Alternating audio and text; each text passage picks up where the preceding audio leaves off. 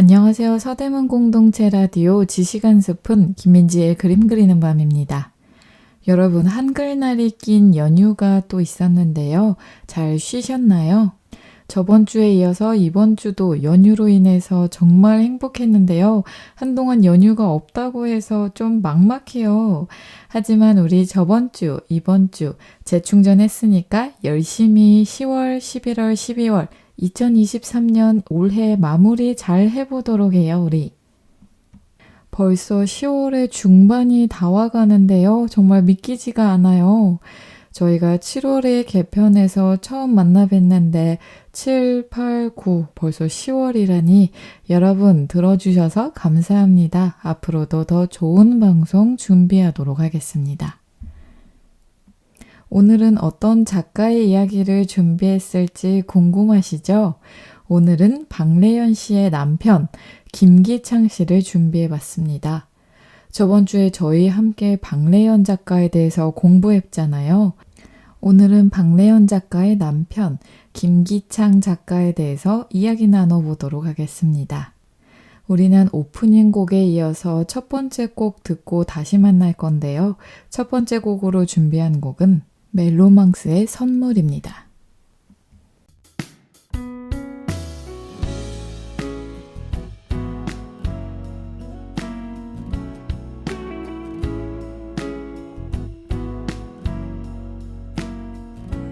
빛이 들어오면 자연스레 뜨던 눈 그렇게 너의 눈빛을 보곤 사랑의 눈을 떴어.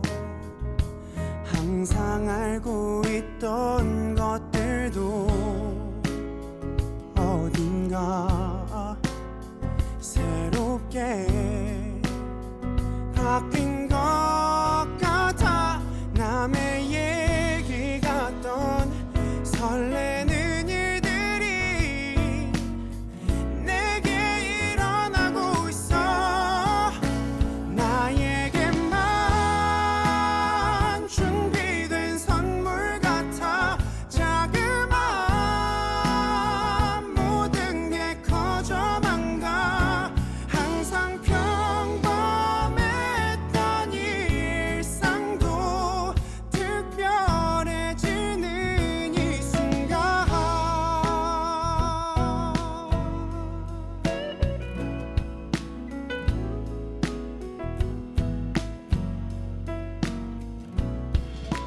별 생각 없이 지나치던 것들이 이제는 오마냥 내겐 예뻐 보이고 내 맘을 설레게 해. 항상 어두웠던 것들도 어딘가 빛나고 있는 것 같아. 남의 얘기 같던 설레는 일들이 내게 일어나고 있어. 나에게만 준비된 선물 같아.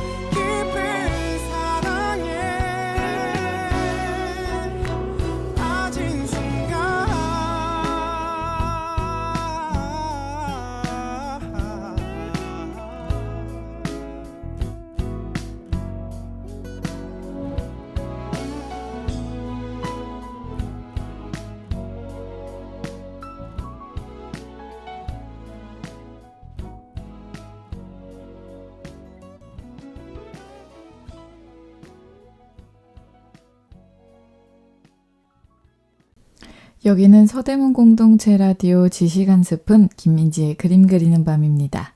방금 듣고 오신 첫 곡은 멜로망스의 선물입니다. 자, 오늘은 아까 말씀드린 대로 작가 김기창에 대해서 알아보는 시간 가질 텐데요. 작가 김기창 씨에 대해 짧게 우선 소개해드리자면요. 대한민국의 화가로 한국 미술계에서 커다란 족적과 영향을 남긴 거장입니다. 그는 청각장애를 딛고 피나는 노력 끝에 화가가 된 인간 승리의 주인공이지만 한편으로는 일제감정기의 행적으로 친일 반민족 행위자라는 비판을 받는 등 상반된 평가를 받고 있는 인물입니다. 작가 김기창 씨는 1913년 2월 18일 서울특별시 종로구 운리동에서 태어났습니다. 호는 원래 어머니가 지어준 아호, 운포를 사용하다가 해방 직후 일제의 굴레로부터 벗어난다는 의미로 운보로 바꿨습니다. 1920년 승동보통학교에 입학했으나 장티푸스에 걸려 후천성 청각장애인이 되어 수년간 휴학했다가 복학했다고 합니다. 이때부터 김기창 씨는 평생 동안 청각장애인으로 살게 되었는데요. 고열에 시달릴 때 한방요법으로 외할머니가 해준 인삼을 먹고 더 열이 올라서 결국 귀가 멀게 된 것이라고 합니다. 이 부분은 김기창 본인이 쓴 수필에 잘 나와 있다고 합니다.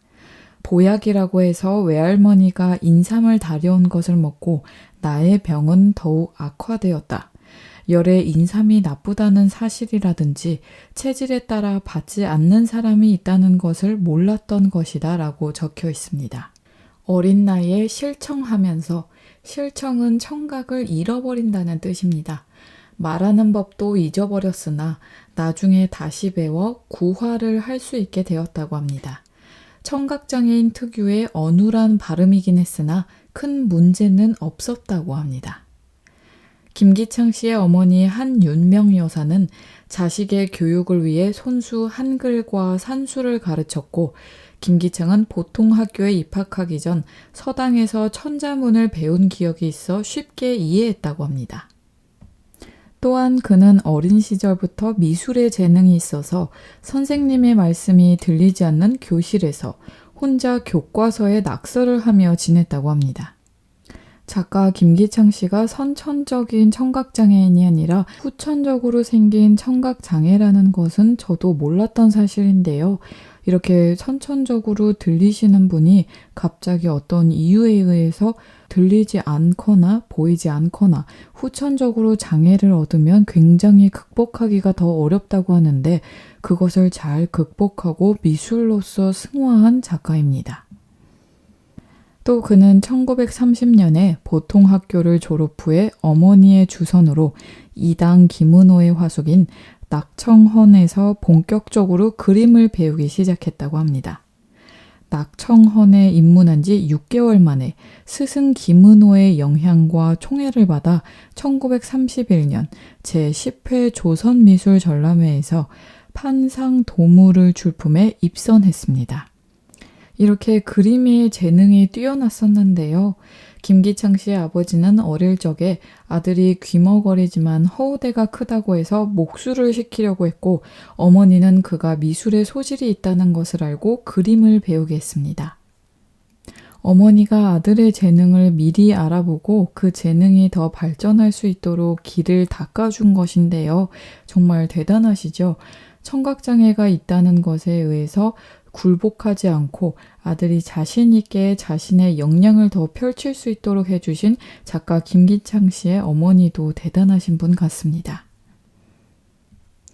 당시 스승이었던 김은호는 안중식과 조석진으로부터 그림을 배운 뒤 일본으로 건너가 도쿄 미술학교 교수로 있던 유키 소메이에게 수학하면서 섬세한 묘사에 기초한 일본화식 채색화법을 익혔으며 일본 제국 미술전람회에 입선해 중견 작가의 반열에 오른 상태였다고 합니다. 낙청헌에는 김은호를 사사하고자 김기창 외에 김인승, 장우성, 이유태, 백윤문, 이석호, 한유동, 장운봉 등이 동문수학했다고 합니다. 이들은 1936년 1월 미술단체인 후소회를 창립하고 10월 제1회 전시회를 개최함으로써 조선 화단에서 유파를 형성하기 시작했습니다. 이후에 김기창은 중일 전쟁부터 각종 미술대회에서 일본 군국주의를 찬양하는 내용의 그림 여러 작품들을 남겼는데요. 전시체제 때 이러한 행적으로 친일 인명사전에 수록되는 불명예를 안고 있습니다. 이렇듯 김기창 작가가 일본 군국주의를 찬양하는 내용의 그림 때문에 친일파라는 불명예가 아직도 있는데요. 그 이야기는 뒤에서 더 자세히 나눠보도록 하겠습니다. 광복 이후 종래의 일본화의 경향에서 탈피한 작품들을 발표해 주목을 받았는데 같은 시기인 1946년에 우향 박래연에게 서울 남산에서 고백을 하고 결혼했습니다. 1947년 운보 우향 부부전을 시작으로 부부작가로 함께 미술 전시 활동을 시작했습니다. 저번 주에 우리 박래연 작가에 대해서 알아봤죠. 박래연 역시 일본화의 영향을 크게 받은 화풍의 그림을 그렸지만 역시 일본화의 영향에서 벗어난 그림을 그리기 시작했습니다. 저번 주에 말씀드렸듯이 박래연 작가는 부유한 가정에서 태어났지만 일본 유학길에 오르고 다시 우리나라에 와서 우리나라의 여성들을 아주 따뜻하고 관심 있고 애정 어린 눈으로 바라보고 그것을 작품에 풀어놨는데요. 이와 반대로 작가 김기창은 일본 군국주의를 찬양한 그림을 그렸다는 게 좀 의아하죠. 이 궁금증은 뒤에서 풀어보도록 하고 저희는 노래 한 곡 듣고 다시 만나도록 하겠습니다. 이번에 들어보실 곡은 아이유의 밤편지입니다. 그날의 반딧불을 당신은 참 가까이 보낼게요.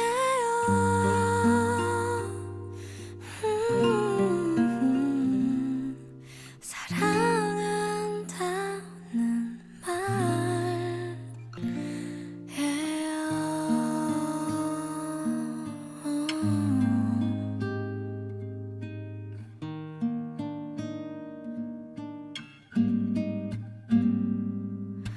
나 우리의 첫 입맞춤을 떠올려 그럼 언제든 눈을 감고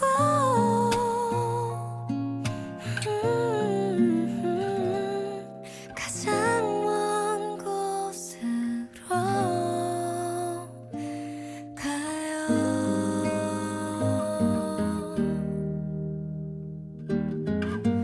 난 파도가 머물던 모래 위에 적힌 글씨처럼 그대가 멀리 사라져버릴 것 같아 늘 그리워 여기 내 마음속에 모든 말을 다 꺼내어 줄 순 없지만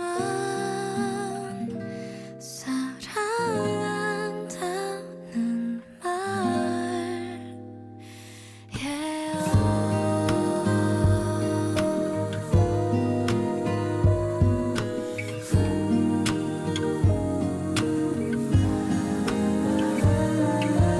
어떻게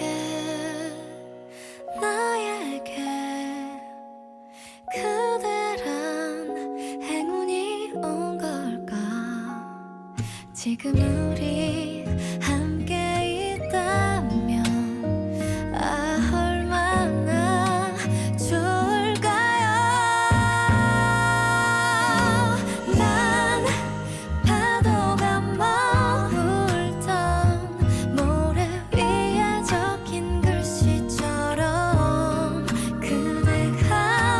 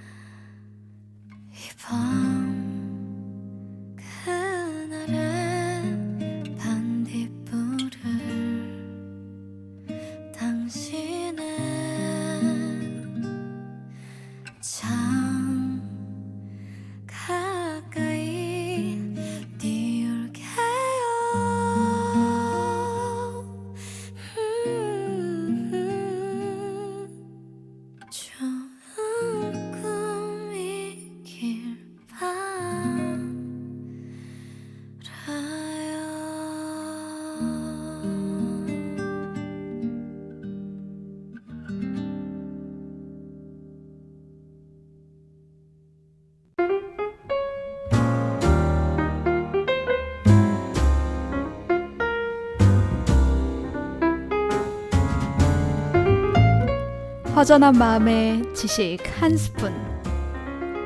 그림과 책, 인문학과 인도 이야기, 그리고 마음 나누는 대화법까지. 지식 한 스푼의 풍성한 주제로 오늘도 지식 충전하세요.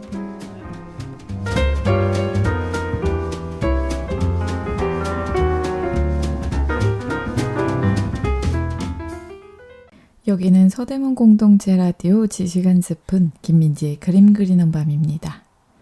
방금 들어보신 곡은 아이유의 밤편지입니다. 작가 김기창 씨에 대한 설명을 이어가자면요. 작가 김기창 씨는 1950년대에 일상적인 광경을 그린 풍속도이면서도 공간을 분할하고 재조립한 화면 구성을 통해 새로운 이미지를 만들어냈습니다. 김기창의 이런 입체주의적 그림은 아내 박래연에게 영향을 미치게 되었는데요. 박래연은 입체파 작품 노점을 통해 1956년 제5회 국전에서 대통령상을 받았습니다. 한동안 남편 김기창의 영향을 받아 부부의 스타일이 너무 비슷해졌다라는 비판을 받기도 했었다고 하는데요. 입체주의의 영향을 받은 1950년대의 김기창 씨의 작품들을 보면요. 피카소의 그림이랑 비슷한 점을 찾을 수 있습니다. 다만 진짜 입체주의라고 말하기에는 그렇게 한쪽에서 볼 수 없는 양면을 보여주는 게 입체파인데 그런 모습은 안 보이고 형태만 유사하게 따라한 것처럼 보입니다. 하지만 주제가 한국적인 소재라서 나름 신선해 보이기도 했고 거기에서 파생되는 독창성과 세련됨이 느껴지기도 했다는 평가를 받습니다. 작품을 그릴 때 어떤 양식으로 그리느냐도 중요하지만 그 양식을 어떤 주제를 가지고 조화롭게 적용시키느냐도 중요한 문제이기 때문입니다. 저번 주에 저희 함께 이야기 나눴던 작가 박래연 씨도 입체주의, 피카소의 작품에 영향을 많이 받은 작품이 보이기도 했는데요. 역시나 작가 김기창 씨의 그림에서도 피카소의 입체주의 느낌이 보이는 작품들이 많습니다. 예를 들면 1953년도에 제작된 작품 복덕방, 이나 1956년도에 제작된 작품 보리타작을 보면요. 굉장히 면처리로 뚝뚝 끊겨서 그리지만 그게 굉장히 고급지고 세련된 서양의 느낌이 나는데 주제는 한국적이고 고유한 토속적인 주제여서 그 당시에 굉장히 새로운 도전으로 평가돼서 그 당시에도 굉장히 주목을 많이 받았을 것 같네요. 작품 복덕방과 보리타작을 보면요. 면처리로 뚝뚝 끊겨 있지만 피카소의 입체적인 느낌은 좀 덜합니다. 오른쪽에서 본 또 왼쪽에서 본 이렇게 다양한 시각적인 요소가 들어가 있지는 않지만 면처리로 깔끔하고 아주 다양하게 그려져 있습니다. 이런 작품들은 한국전쟁으로 인해 군산으로 피란을 간 시기에 구상된 것들인데요. 이때의 또 다른 작업으로는 1952년에서 1953년에 작품 예수의 생애 시리즈가 주목을 받고 있습니다. 예수의 출생에서부터 부활까지의 장면을 총 30점의 연작으로 제작한 것입니다. 특이하게도 화풍뿐만 아니라 외모나 복장, 배경 등을 모두 조선조의 것으로 바꿔 그려서 신선한 충격을 주었습니다. 그런데 간혹 어떤 사람들은 이 작품을 가지고 예수도 한국인이라고 주장한다고 비하하는 경우가 있다고 합니다. 종교 이야기를 이런 식으로 현지화하는 과정은 다른 종교 및 문화에서도 흔하지만 한국에 유입된 지 얼마 되지 않은 기독교 이야기를 이렇게 한국식으로 현지화한 것은 당시로선 상당히 파격적인 시도였기 때문입니다. 하지만 21세기 현재에는 가난한 목수였던 예수와 역시 가난한 어부였던 제자들이 비단옷과 통연갓을 쓴 부유한 양반 차림으로 그려진 것에 대한 비판도 존재한다고 합니다. 김기창의 작품 최후의 만찬을 보면요. 1952년도에 그려졌다고는 믿겨지지 않을 만큼 아주 신선한 시도를 하고 있는 게 보이는데요. 우선 주제부터 보면요. 서양의 종교화를 우리나라식으로 또 우리나라 옷으로 표현했다는 점이 굉장히 신선합니다. 이 작품의 중앙에 후광이 있는 인물이 예수이고 그 주위를 12제자가 둘러싸고 있는데 옷은 모두 양반의 비단옷 또 갓을 쓰고 있는데 이것이 비판받을 일인지 저는 잘 모르겠네요. 가난한 예수와 12제자들을 그냥 평상시에 평민들이 입는 편한 옷으로 그렸다면 더 좋았겠지만 아쉬움이 남을 뿐이지 전혀 비판할 정도는 아닌 것 같습니다. 서양의 종교화를 우리나라의 인물로, 우리나라 옷으로, 또 우리나라의 장소에서 특별하게 그렸다는 점 자체가 새로운 시도이고요. 30점의 연작으로 제작한 것도 대단합니다. 그것이 우리나라화, 한국화식으로 그려졌다는 작품 자체가 남겨져 있다는 게 굉장히 뜻깊은 문화유산 같습니다. 그는 1957년에는 당시 대한민국 미술 전람회에서 비판적이었던 작가들과 함께 새로운 동양화 모색을 주장하며 백양회를 결성하기도 했습니다. 일제감정기 김기청의 작품은 김은호의 화풍을 충실하게 수용한 채색 인물화였다는 평가가 나오고 있습니다. 그러나 1950년대에 들어서면서 아까 말씀드린 대로 부인 박래연과 함께 서양 입체주의의 영향을 보여주는 실험적인 작품을 제작했습니다. 또 작가 김기창 씨의 1950년대 후반 작품을 보면요. 문자도나 동물 그림을 그리기도 했는데요. 특히 말을 좋아했다고 하며 이후 1960년대에 접어들면서 작품 스타일이 완전히 추상 쪽으로 옮겨졌지만 얼마 되지 않아 추상이 아닌 작품도 다시 그리기 시작했다고 합니다. 이후 1970년대 중반까지 장르를 가리지 않는 작품 활동을 이어갔습니다. 저희는 여기서 잠깐 쉬고 노래 한 곡 듣고 다시 만나도록 하겠습니다. 지금 들어보실 곡은 볼빨간 사춘기의 우주를 줄기입니다. 커피를 너무 많이 마셨나 봐요. 심장이 막 두근대고 잠은 잘 수가 없어요. 한참 뒤에 별빛이 내리면 난 다시 잠들 순 없겠죠. 지나간 새벽을 다 세면 다시 내 곁에 잠들겠죠. 너의 품에 잠든 난 마치 천사가 된 것만 같아요. 난 그대 품에 별빛을 쏟아내리고 은하수를 만들어 어디든 날아가게 할 거야. Cause I'm a pilot anywhere. Cause I'm a pilot anywhere. Light and sky, shooting star, 지게 galaxy. Cause I'm a pilot anywhere. Cause I'm your pilot. 내 곁에 저 별을 다 내게만 지게 my galaxy. Like a star 내리는 빛처럼 반짝이는 널 가지고 싶어 get my mind.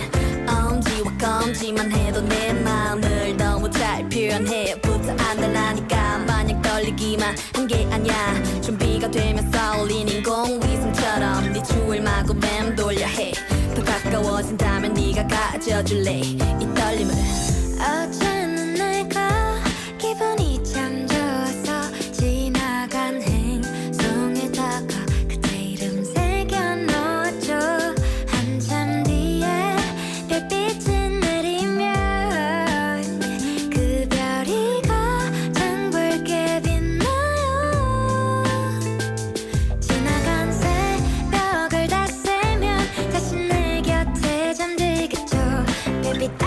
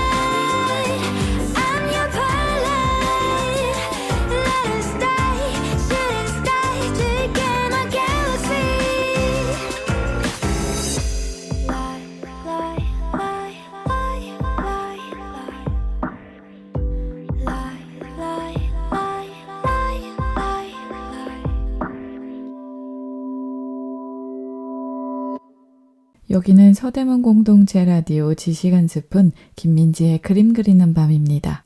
방금 듣고 오신 곡은 볼빨간 사춘기의 우주를 줄게입니다. 1950년대 후반에는 문자도나 동물 그림을 그렸다고 했잖아요. 특히 말을 좋아했다고 했고요. 1955년도 작품 군마도를 보면요. 말들이 여러 마리가 나오고 굉장히 역동적이고 말의 털, 윤기나는 머릿결이 굉장히 잘 표현되어 있으면서도 말의 역동적인 힘이 느껴지는 작품입니다. 말 한 마리가 가만히 서 있는 것도 그리기 어려운데 어쩜 이렇게 여러 마리가 엉켜있고 또 역동적인 모습을 잘 표현해냈을까요? 그 당시에 이 역동적인 말의 움직임을 보고 그릴 수는 없었을 것 같은데 말을 굉장히 평소에 잘 관찰한 다음에 역동적인 모습도 관찰하고 정적인 모습도 관찰해서 상상해서 그린 것일까요? 작가 김기창 씨의 1960년대 이후 작품 활동에 대해서 이야기 나눠보도록 하겠습니다. 1960년대 중반 이후에는 완전한 추상화 단계에 접어들었는데 1967년 상파울루 비엔날레 한국 대표로 미국과 멕시코 등을 시찰한 후 다시 작품의 변화를 보였습니다. 당시 그의 작품들은 강렬한 필선과 적색, 황색이 두드러졌으며 1960년대의 대표 작품으로는 아악의 리듬이 있습니다. 또 작품 태양을 먹은 새가 1968년도 작품으로 유명합니다. 작품 아악의 리듬을 보면요. 필치가 굉장히 강렬하고 붉은색으로 강하게 표현되어 있습니다. 1960년대의 작품 특징이 잘 드러나는 대표 작품임이 보입니다. 소리를 못 듣는 사람이 어떻게 음악을 그림으로 표현했을까 하고 생각하는 사람이 있을지 모르겠지만 김기창은 중도 실청자였기 때문에 음악이 무엇인지 알고 있었습니다. 중도 실청자란 처음에는 선천적으로는 청각이 들렸는데 후천적으로 사건에 의해서 청각을 잃은 사람을 말하는데요. 김기창은 8살 이전에 소리를 들었던 기억으로 인해 음악이 무엇인지 알고 있었고 그 음악을 그림으로 표현해낸 것입니다.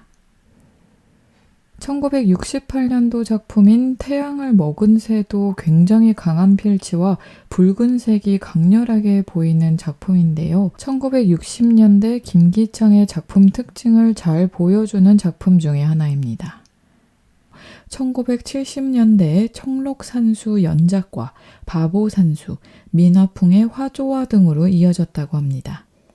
또한 1973년부터 세종대왕, 김정호, 을지문덕 등 역사적 위인들의 영정 제작을 담당했습니다.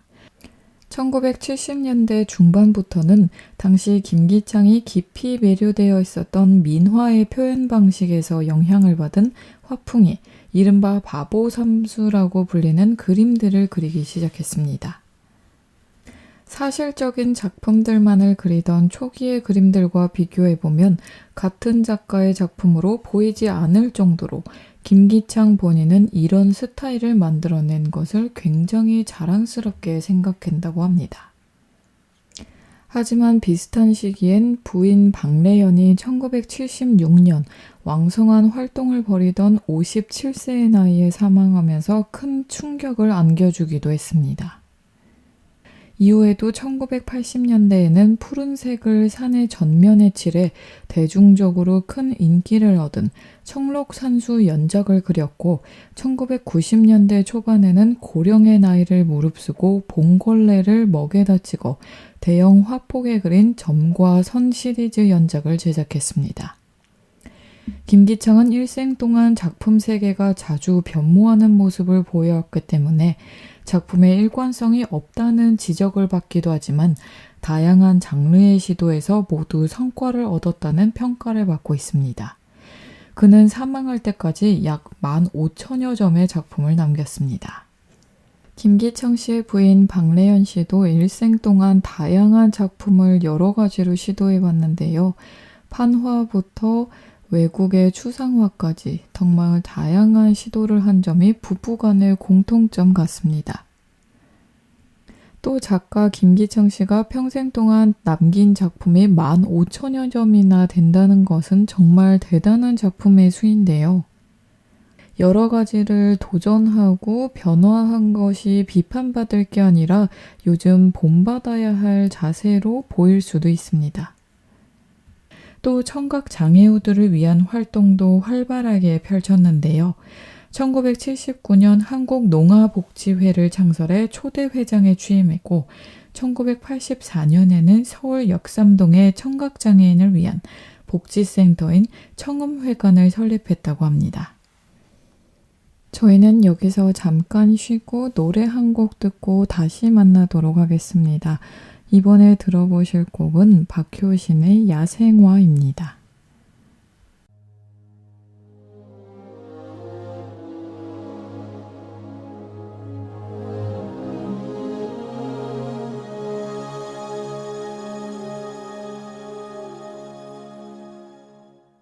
하얗게 피어나 얼음꽃 하나가 달가운 바람에 얼굴을 내밀어 아무 말 못했던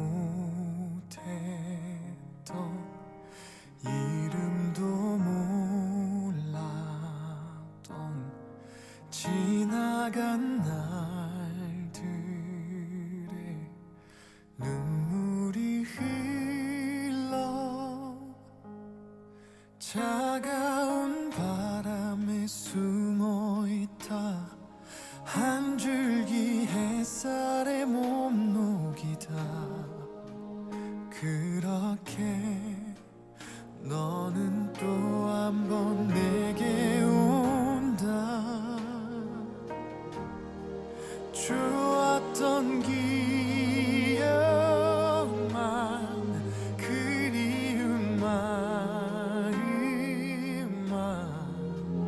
네가 떠나간 그 길 위엔 이렇게 남아서 있다 잊혀질 만큼만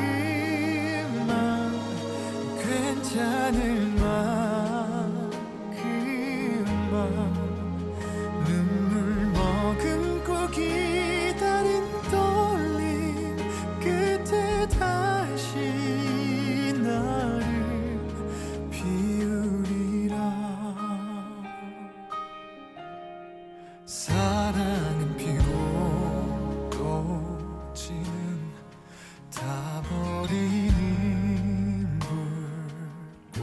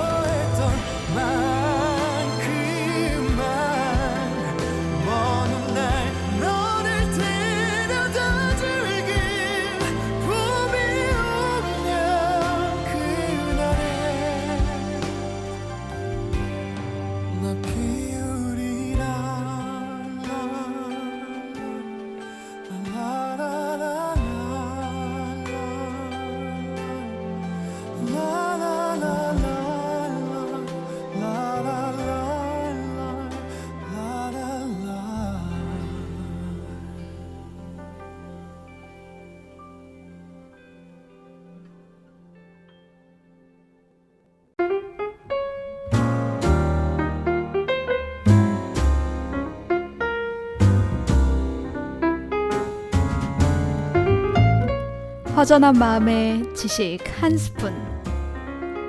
그림과 책, 인문학과 인도 이야기, 그리고 마음 나누는 대화법까지. 지식 한 스푼의 풍성한 주제로 오늘도 지식 충전하세요.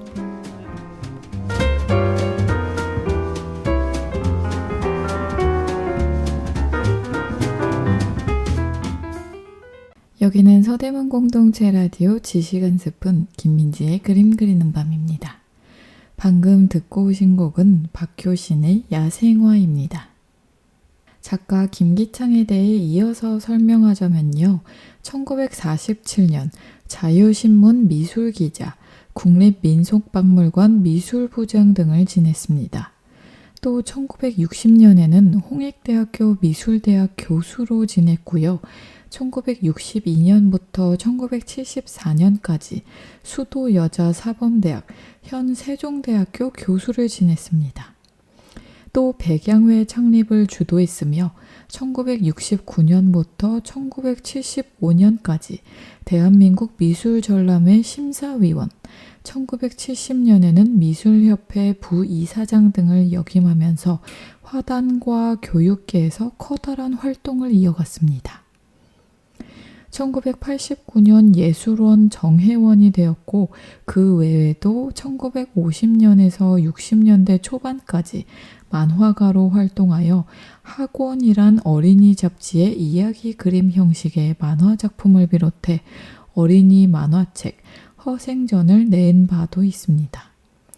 그런 연유로 1988년작 한국화 까치호랑이는 만화가 시절에 다진 만화적 예술성을 정통 미술기법에 대입한 것으로 보여집니다.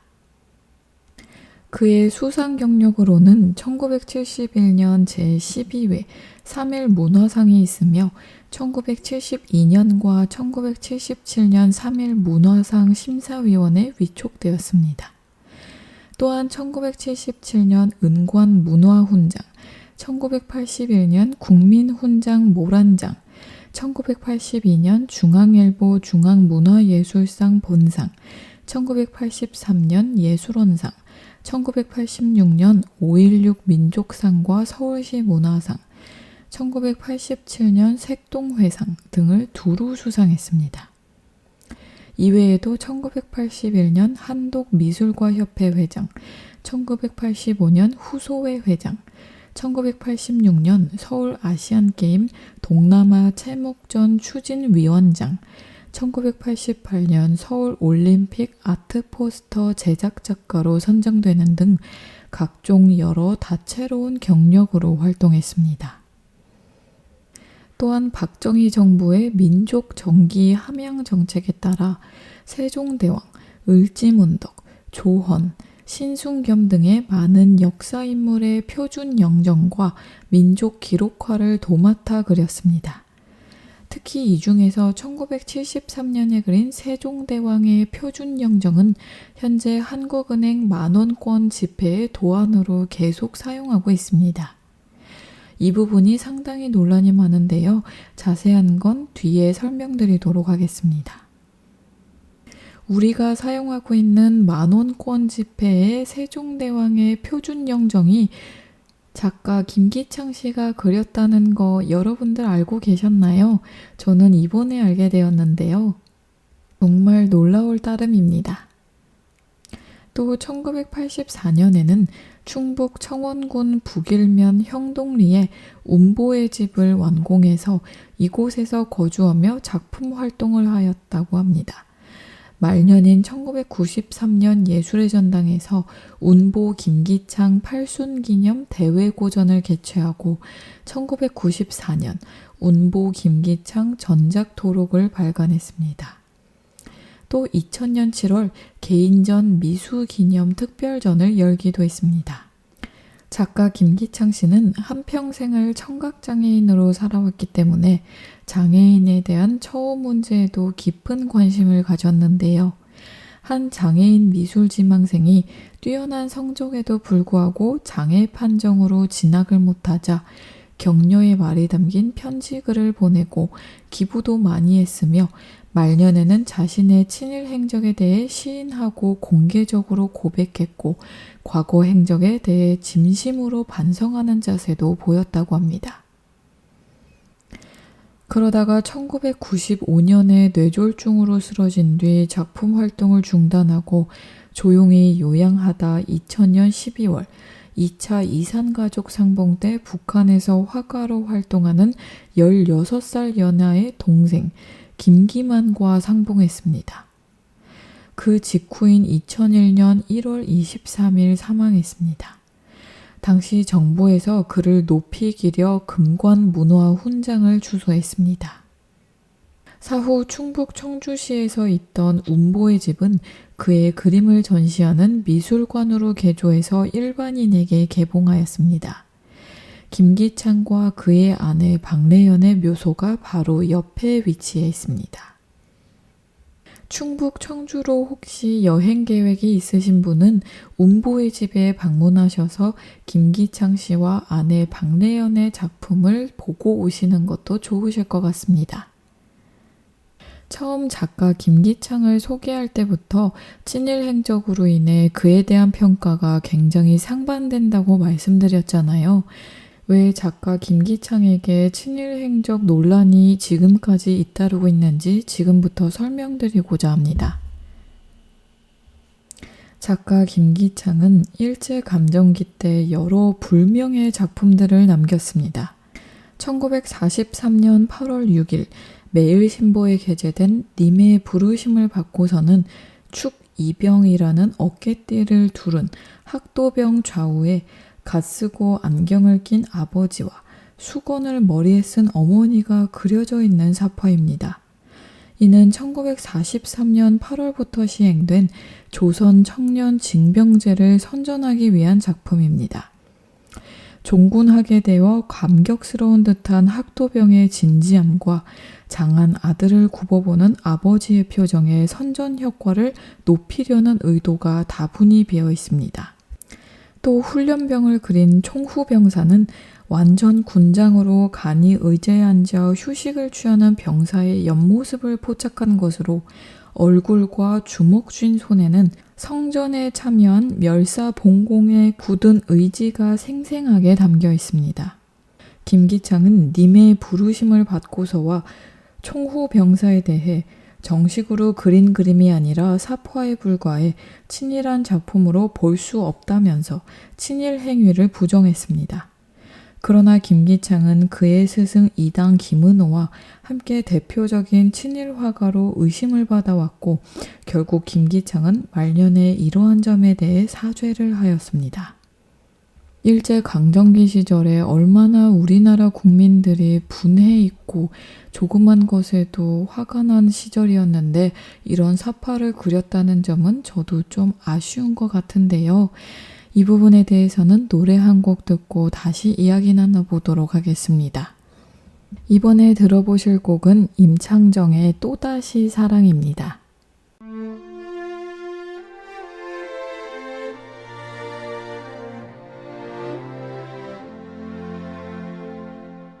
아픔이 좀 더 작아질까 의미 없는 만남을 하다가 어느 날 그대가 흘린 눈물 왠지 나와 같다 느껴서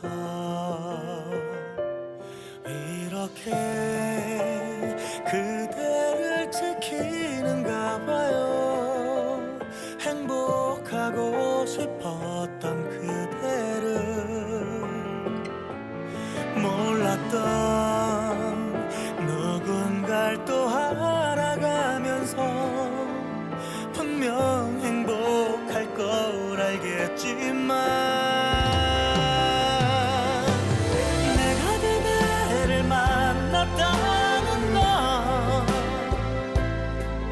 어쩌면 흘러가는 흔한 인연이란 것일지 모르지만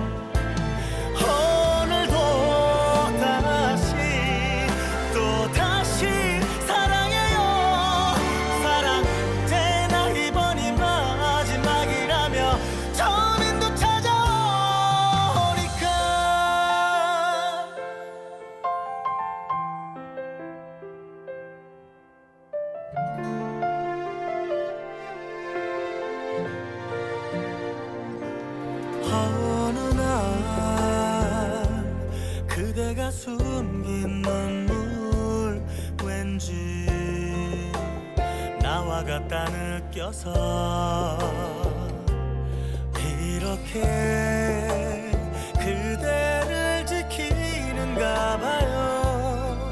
행복하고 싶었던 그대를 몰랐던 누군가를 또 알아가는 게 혹시 두렵기도 하겠지만 내가 그대를 만났다는 건 어쩌면 흘러가는 흔한 인연이란 것일지 모르지만 오늘도 또다시 사랑해요. 사랑 제나 이번이 마지막이라며 처음인도 찾아오니까 절대 우리 작은 다툼조차 하지 말고 이별 후엔 서운함만 가슴 속에 남으니 사소한 그 표현이 그 말들이 언제나 나에게 참 고마울 거예요. 내가 그대를 만났다는 건 어쩌면 흘러가는 흔한 인연이란 것일지 모르지만 오늘도 또다시 사랑해요. 사랑 제나 이번이 마지막이라며 처음인도 찾아오니까 사랑 언제나 이번이 마지막이라며